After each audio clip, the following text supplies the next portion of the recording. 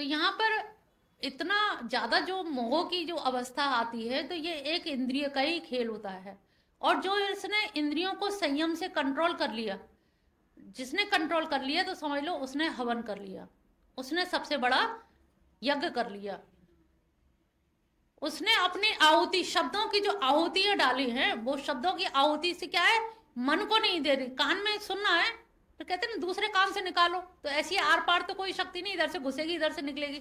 हम ग्रहण ही ना करें, लीव दिस टॉपिक, बस उसको वहीं ग्रहण ना करें। ग्रहण करना, पकड़ना है, पकड़ना ही द्वंद्व है। कोई भी चीज संसार की हम सब पकड़ते तभी तो द्वंद्व है, और छोड़ते ही निर्द्वंद हो गए। तो द्वंद्व, सारा संघर्ष क्या है, पकड़ने तक है। और जब तक पकड़े रहेंगे तब तक वो द्वंद्व बना रहेगा। तो यहाँ पर जितनी भी अपनी चाहे कर्णेंद्रिय, दर्शनेंद्रिय, त्वकेंद्रिय, पांचों ज्ञानेंद्रियों को हम उनसे रूप रस गंध शब्द स्पर्श करना दें। जैसे 5 उदाहरण दिए गए। हाथी जो स्पर्श की वजह से ही मारा जाता है, कि हाथी को पकड़ना है तो कैसे, वो कुआं खोद देते हैं पूरा, और कुएं के ऊपर एक प्लाई सी या पत्तों से ढक दिया इस तरह से, और सामने एक हथनी खड़ी कर दी जाती है। तो वो जैसे ही इधर की तरफ आएगा तो स्पर्श के लिए आएगा, तुरंत नीचे गड्ढे में। तो सोचो, एक इंद्रिय भंवर क्या है, भंवरा कमल पे बैठा हुआ है, उसे लग रहा है कि शाम हो रही है, लेकिन फिर भी मोह में नहीं हट पा रहा। हम सब लोग भी समझ रहे हैं कि जिंदगी की शाम हो रही है, लेकिन फिर भी मोह में उठ नहीं पा रहे कि अरे फूल जब तक निचोड़ सके, जब तक इसका रस ले सके तब तक तो ले। और रस लेने की ऐसी आदत है कि, और तब तक वो बंद हो गया। और सुबह हाथी आया, वो पूरी कमल नाल को ही ले गया। क्या जीवन रहा, ऐसे ही जीवन व्यर्थ हो जाता है। केवल एक इंद्रिय का खेल है, समझ लो। ये कहोगे अरे देखने में क्या जाता है, देख तो लो ही। अरे देखने में तो सब चला जाता है।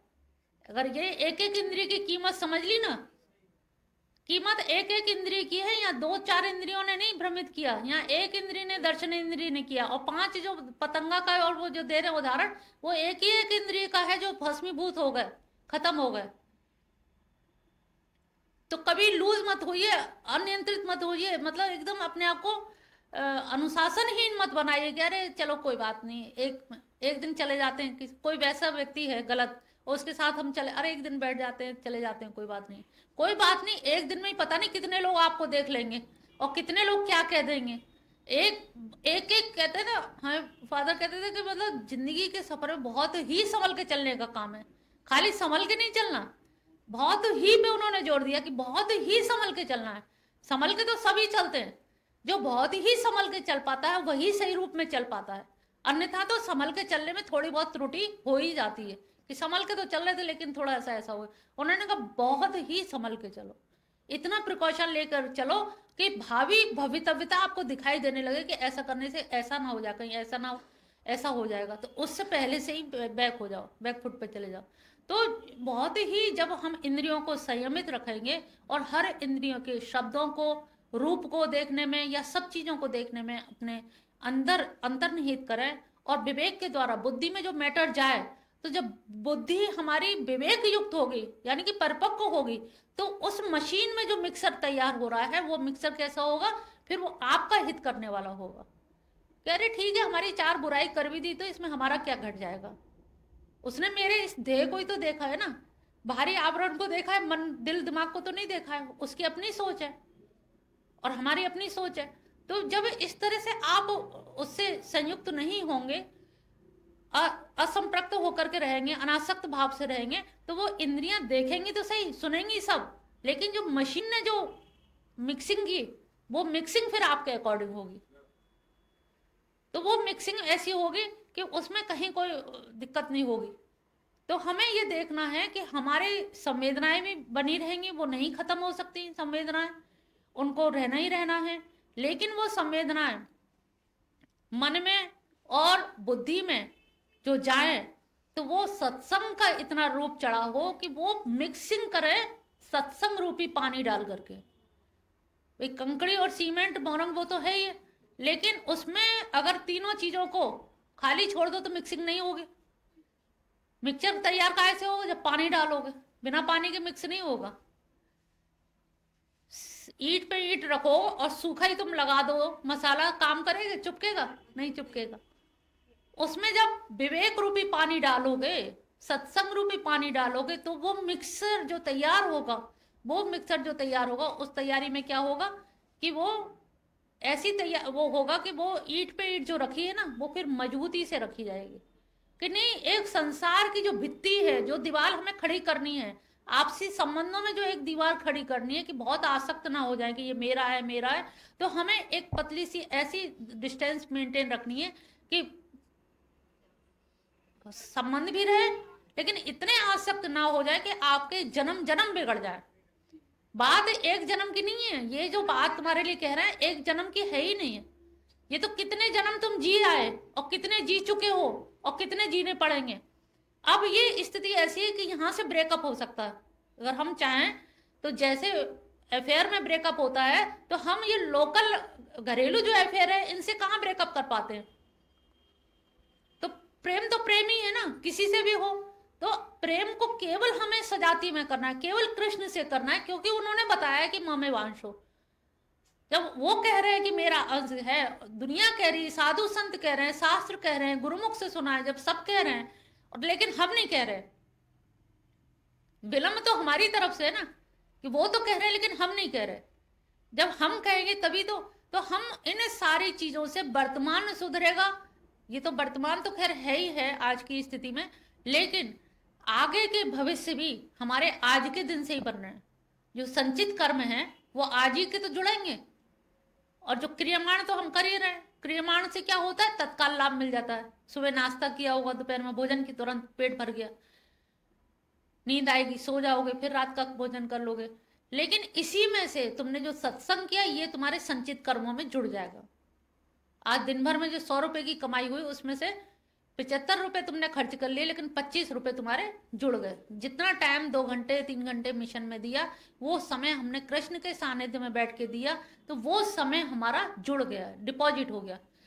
अब आप कहोगे मिशन में गए थे हमें तो कुछ मिला नहीं, तो उन्होंने कहा वो तो जुड़ गया, तुम्हारी जमा पूंजी है, एफडी है, वो तो एफडी बनी रखी है, उसके लिए चिंता मत करो। तो उन्होंने कहा कब मिलेगी, जब जरूरत होगी, यदा यदा तदा तदा, जब जब जरूरत पड़ेगी, तदा तदा, तब तब। अब द्रौपदी का चीर बढ़ाया तो क्या कहा, जैसे भगवान के उसमें थोड़ा रक्त निकला तो उन्होंने अपने फाड़ के साड़ी लपेटी, तो वही वाली साड़ी, सोचो कितनी बन गई कि हजारों हाथियों की ताकत रखने वाला भी थक गया, चीर खींचते खींचते खींचते खींचते। तो पता था क्या द्रौपदी को कि मेरा कभी चीर हरण होगा? द्रौपदी को कुछ एहसास तो था नहीं, लेकिन क्या किया, एक सत्कर्म ऐसा किया कि अपनी तुरंत साड़ी फाड़ी और तुरंत। हम लोग ऐसा नहीं कर पाएंगे, अपनी चुन्नी फाड़े और तुरंत लपेट दें। और वो आप कहोगे हमें मिला क्या, हमने तो अभी लपेटी उसकी चुन्नी, तो क्या चाहते हो, मतलब तुम्हारा अभी चीर हरण हो और भगवान बढ़ाने आए? तो उन्होंने कहा यदा यदा, मतलब कोई जरूरी नहीं है कि वो आए स्थिति कि भगवान ना करे कोई दुख आए, लेकिन फिर भी दुख के लिए कुछ जमा पूंजी हम लोग बैंक में क्यों रखते हैं? पैसा इसीलिए रखते हैं ना, आड़े बिड़े वक्त के लिए। लेकिन नाम धन नहीं रखते आड़े बिड़े वक्त के लिए कि इतना भजन कर लो, 16 माला कर ले, 11 कर ले, 62 कर ले, 64 कर, कुछ कर ले, कि जमा पूंजी। भाई 64 माला कर लो, 64 रुपए रोज जुड़े तो महीना भर के तुम्हारे अच्छे खासे हो गए, हर महीने की रकम जुड़ती जाएगी। तो जब तुम यहाँ का हिसाब किताब रखते हो तो वहां का भी तो कुछ हिसाब किताब रखो। लोक का रख रहे हो तो परलोक का भी तो ध्यान रखो। वहां के लिए कौन सी एफडी है तुम्हारी? और यहाँ तो ऐसी एफडी है कि इस जन्म में नहीं, अगले जन्म में। भीष्म पितामह का क्या बताते हैं, 36वां जन्म था पिछला। तो वहां इतना मतलब पिछले जन्म का और यहाँ मिल रहा है, तो वहां से यहाँ मिल रहा है, सोचो। तो ये किस किस जन्म के हमें पाप कर्म भोगने पड़ रहे हैं? तो वो जो हमारा प्रारब्ध, जो पक्का प्रारब्ध, यानी कि पहले से ही बना के रख दिया गया है, उसी के अनुसार हम लोगों ने जन्म लिया, उसी जाति में लिया, उसी कुल गोत्र में लिया, उसी की कोख हमें वैसे ही मिली, जहां हमारे विचार या हमारा ऋणानुबंधन था वैसे ही माता पिता मिले। तो ये सारा क्या है, किसी को दोष नहीं दे सकते, इसमें हमारे कर्म ही वो ऐसे कर्म थे जिनके हिसाब से हमें यही मिलना था। हम और रईस घर में होते तो कैसे, जोड़ा नहीं, हमने दान किया नहीं, अगर हम भी ऐसे ही कर रहे होते तो तो तब किया होता तो हम जीव अपनी तरफ नहीं देख पाता, खुद को नहीं देख पाता कि हमने वो किया है कि नहीं किया। दूसरे ने किया है तो इसलिए उसको फल मिल रहा है। तो प्रतिस्पर्धा कैसी, कंपटीशन कैसा, कंपटीशन हम कैसे कर सकते हैं, क्योंकि कर्म भिन्न भिन्न है। कंपटीशन तो तब हो कि जब समान हो, दोनों ने समान कर्म किए हों। और कभी कभी कर्म समान दिखते हैं लेकिन भाव डिफरेंट होते हैं। और किसी पे ये है कि 11 रुपए है नहीं, किसी से कर्जा मांग के मेहनत करके तब उसने 11 चढ़ाया, और कोई बहुत पैसे वाला उसने 11 चढ़ाया। तो आप कहोगे इनमें अंतर क्या है, इसने भी तो 11 चढ़ाया, उसने भी 11 चढ़ाया। भगवान कहेंगे इनमें बहुत अंतर है। उसके 11 की रकम 11,000 के बराबर है, उसके 11 है। तो अब इसमें सोचो भाव आ गया। तो गहनो कर्मणा गति, इसीलिए कहा गया कि कर्म की गति इतनी गहन है कि तुम विश्लेषण कर ही नहीं पाओगे, भगवान को दोष दे ही नहीं पाओगे। वो कह रहे मैंने तो एक एक कर्म जो तूने सोचा था किया नहीं था। वो कहते ना हमने तो भगवान कभी किसी का बुरा नहीं किया, लेकिन मन में तो बहुत बुरा सोचा है कि अगर भगवान हमें कुछ देता तो हम भी ऐसा दिखा देते, इसे एक बार, इसको भी एक बार मजा चखा देते। तो अंदर से मिसमिसी आके रह जाती कि अरे अगर ऐसा होता तो हम भी ये करते। तो उन्होंने कहा तूने कर्म तो मानसिक रूप से कर ही लिया, कर्म करने की तू कर नहीं पाया, सामर्थ्य नहीं थी, तो हम क्या कहते हैं ज्यादा हार जाते, तुझे भगवान देखेगा। उसे धमकी दे दे तुझे भगवान देखेगा, तेरा भगवान कुछ ऊपर वाला ऐसा करेगा। तो ये क्या है, आपके अंदर का द्वंद्व ही तो है। कहते ना गरीब आदमी कुछ कर नहीं पाता, लेकिन आपकी बद्दुआएं तो आपको दे सकता है ना, बुरा तो बोल ही सकता है। तो बुरा बोलने का मतलब है कि उसकी ताकत कम है, क्षमता कम है, इसलिए उसकी बद्दुआएं, तभी कहते हैं ना बद्दुआएं बहुत लग जाती हैं, तो वो उसकी बद्दुआओं में निकल रहा है वो। अगर कोई सही आदमी सही निर्णय करके दे रहा है तो बात अलग है, लेकिन कोई व्यर्थ में दे रहा है, प्रतिस्पर्धा में दे रहा है, केवल जलेस में दे रहा है, तो उसका भाव उस पर ही और पाप लगेगा। तो यहाँ पर भाव का भी भगवान ही दृष्टा है, क्योंकि वो साक्षी है। और जब साक्षी है, चेतन सत्ता है, तो वो तो हमारे जीवात्मा के, वो कब मीठा फल खा रहा है कब खट्टा फल खा रहा है वो सब देख रहा है। जीवात्मा नहीं देख रहा है क्योंकि ऊपर है परमात्मा, तो जीवात्मा नीचे है तो वो नहीं देख पा रहा, लेकिन ऊपर वाला तो नीचे वाले पे निगाह रखे हुए पूरा, किस समय क्या विचार आ रहा है, क्या सोच रहे हो, क्या कर रहे हो, हर चीज का निर्णय उनके पास है। तो यहाँ पर हमारे हर इंद्रियों को देखो, यहीं पर अगर इतने ही चीज को पकड़ लो, केवल आज के इस बात को पकड़ लो कि हमें इंद्रियों का कंट्रोल करना है। और कंट्रोल ऐसा नहीं कि हम कान में उंगली डाल लें, आंख बंद कर लें। कंट्रोल ऐसा है कि जो सही उचित है वही शब्द ग्रहण करने, अंदर नहीं ले जाना है चीजों को। बहुत से लोग आते हैं, कोई भिखारी आता है गेट पे तो क्या क्या अंदर बैठाते हो तुम उसे? कोई ड्राइंग रूम में तो बैठाता नहीं है, गेट बंद कर लेते हो, चलो चलो आगे चलो। तो जो गलत चीजें आ रही उनको नहीं कह पाते हो चलो चलो आगे चलो।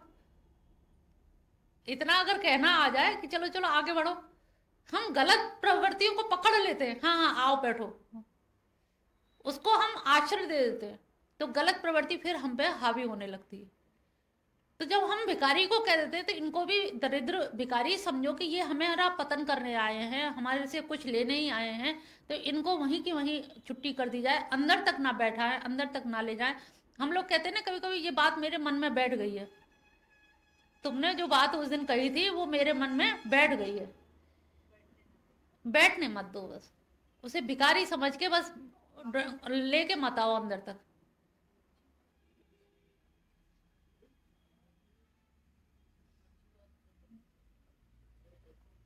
नाव जाती है पानी में, पानी को नाव में मत आने दो। मन जाता है संसार में, संसार को मन में मत आने दो।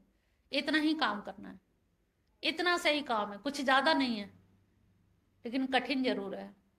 चंचल ही मना कृष्ण, बड़ा चंचल है कृष्ण मेरा मन। वो कह रहे हैं निसंदेह, वो चाहते तो मना कर दे, अरे क्या बेवकूफों की सी बातें कर रहा है, चंचल है मन मेरे रहते हुए। उन्होंने कहा नहीं नहीं, हाँ सही कह रहे हो अर्जुन, तुम बिल्कुल ठीक कह रहे हो, हाँ में हाँ मिलाई उन्होंने, किसी बात का निषेध नहीं किया है। और ये देखो जब किसी को समझानी होती है ना अपनी बात, तो हमें उसी के स्तर पे उतर के जाना पड़ता है। कोई गंगा जी में डूब रहा है तो तुम्हें उसे पकड़ के लाने के लिए क्या करोगे, उतरना पड़ेगा ना। कि हम दूर से कह दे लाओ हाथ पकड़ा दो, लाओ दे दो, क्या हम बचा पाएंगे? उद्धार करने के लिए, उसके प्राण बचाने के लिए हमें उसी के तल पे उतर के जाना पड़ेगा। जब उसी के तल पे उतरेंगे तो उसका हाथ पकड़ के ऊपर लाना पड़ेगा। तो भगवान कृष्ण यहाँ पर अर्जुन के साथ वही कर रहे हैं। चंचल ही मन है कृष्ण, तो उन्होंने कहा सही कह रहे हो, मन तो बहुत ही चंचल है। नहीं चाहते तो निषेध कर देते, अरे क्या ऐसी बातें कर रहे हो, चंचल है, तुम्हें इतनी अकल नहीं, कुछ भी डांट सकते थे। कहीं डांटा फटकारा तो है ही नहीं, कोई उद्वेग चेहरे पे, कोई नामो निशान नहीं, मुस्कुराहट के साथ प्रसन्न। दूसरे अध्याय में जो है बड़ी प्रसन्नता हंस करके वो आगे बैठ जाते हैं। तो उनको लगता है कि ऐसा क्या है भगवान, किसी बात का कहीं कोई वो नहीं, क्योंकि वो लीलाधारी है, लीला की तरह देख रहे हैं, नाटक की तरह देख रहे हैं। तो यहाँ पर अर्जुन की हर बात को उन्होंने समर्थन किया, क्योंकि उसका उद्धार करना था।